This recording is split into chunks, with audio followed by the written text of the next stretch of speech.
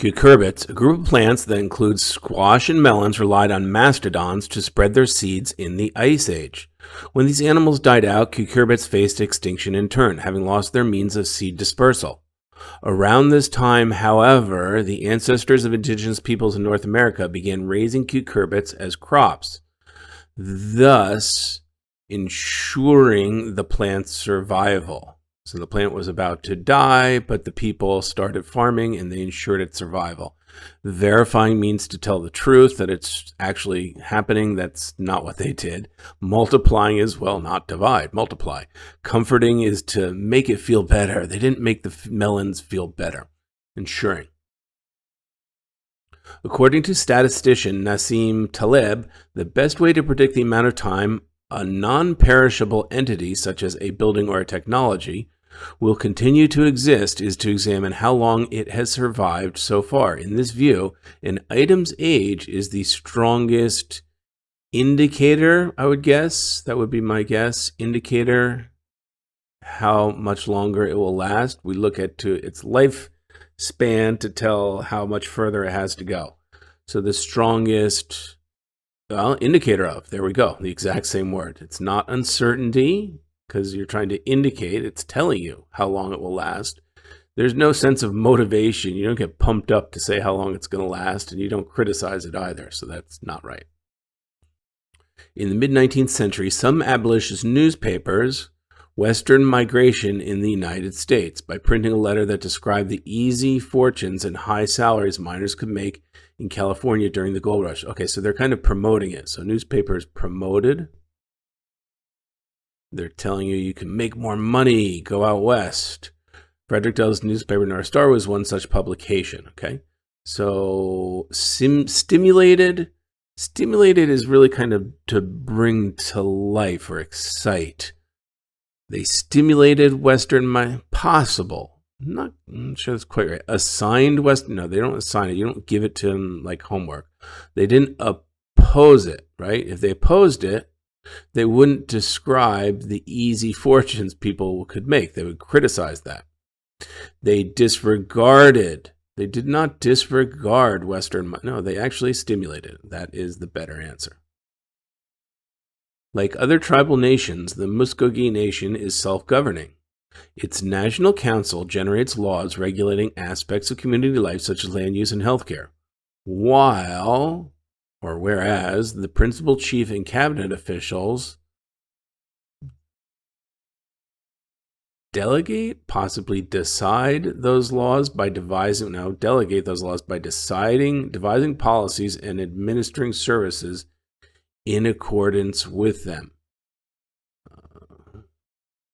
Maybe enact is a better guess here, because they devised the laws. Enact or delegate. So, okay, implement. The chief and the cabinet officials implement. Possible. Yeah, that would be kind of delegate or enact. That would be it. Presume, that's kind of to assume to be true. No. Improvise, that's kind of, going on your own, doing your own thing. They're not improvising the laws as they go. Mimicking, they're not following or trying to, be like something else. It's implement. The best synonym for delegate or enact, our guess here is implement. Artificially delivering biomolecules to plant cells is an important component of protecting plants from pathogens. But it is difficult to transmit biomolecules through the layers of the plant cell wall. Marquita Cabral-Landry and her colleagues have shown that it may be possible to this problem by transmitting molecules solve. So they have a problem. They can't get the biomolecules through the cell walls. So they can solve this problem by transmitting molecules through carbon nanotubes, which can cross the cell's walls. So may be possible to, conceptualize it to think up. That's not quite right. Neglect, they're definitely neglecting the problem. To overcome. Solve is to overcome. And it's not illustrate, that would be to highlight the problem. They're not just doing that, they're actually solving it. Nigerian-American author Teju Cole's, his two passions, photography and the written word, culminates in his 2017 book. Nigerian-American author Teju Cole's blank his two passions. and then it tells us those two passions, highlights his two passions, photography, culminates, but then why did I say no? I don't actually have a perfect guess here. Let's look at the answer choices. Nigerian American author Teju calls indifference to his two passions culminates in his 2017 book, which evocatively combines his original photographs from his travels. So we're supporting his two passions in the book. There's no indifference toward. Enthusiasm for his two passions culminates in his two. That's going to be it. Yeah. Concern. No, it's not a negative. He's not concerned about it, and he's not surprised, right? He actually is enthusiastic for his passion. If it's a passion, you are kind of by definition enthusiastic for it. That's the right word in context. Following text is from Claude McKay's poem Morning Joy. The speaker is looking out a window and observing a wold or large area of land. So here we want to know, what does the word drew most nearly mean? So at night, the wide level stretched wold, which at high noon vast and quiet, far as the eye could see, was ghostly white. Dark was the night, save for the snow's weird light. I drew the shades far down. So he pulled them down. He pulled them down. That's your answer. You didn't drain the shades. You don't inspire shades. And you don't sketch shades.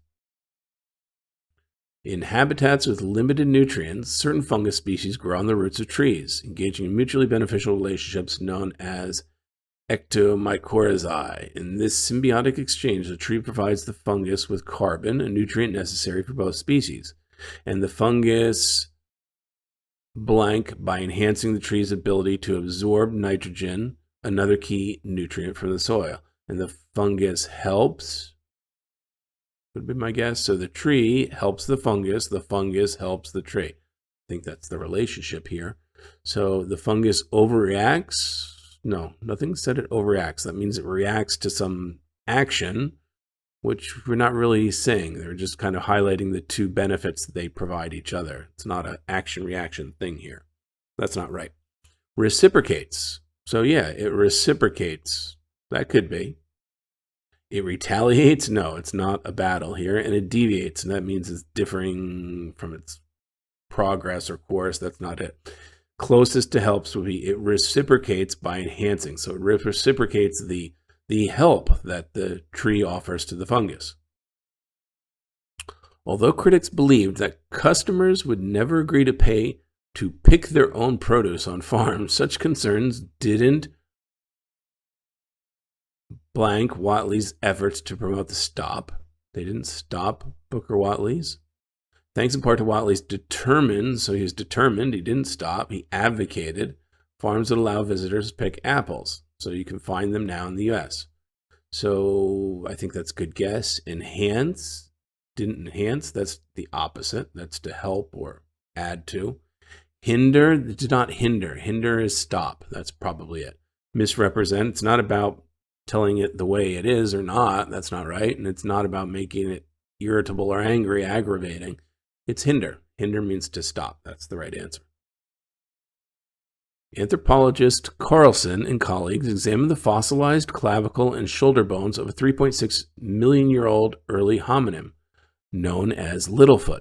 They found that these bones were blank the clavicle and shoulder bones of modern apes that are frequent climbers. They found that these bones were actually, maybe they were wrong, and they realized that they were the shoulder bones of apes, such as gorillas and chimpanzees, suggesting that Littlefoot had adapted to life in the trees. No, so it is Littlefoot. So they found that these bones were similar to, maybe. That's given the context at the end there, that would be a better guess, similar to the modern apes. So surpassed, comparable to, that's going to be it. Surpassed by, no, nobody said it's better here or worse. That's not the idea. Independent, well, no, that's the opposite idea. They're trying to say it actually is kind of like modern apes.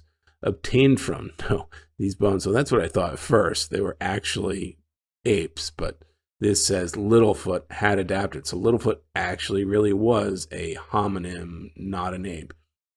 So they're trying to make a comparison here, comparable to.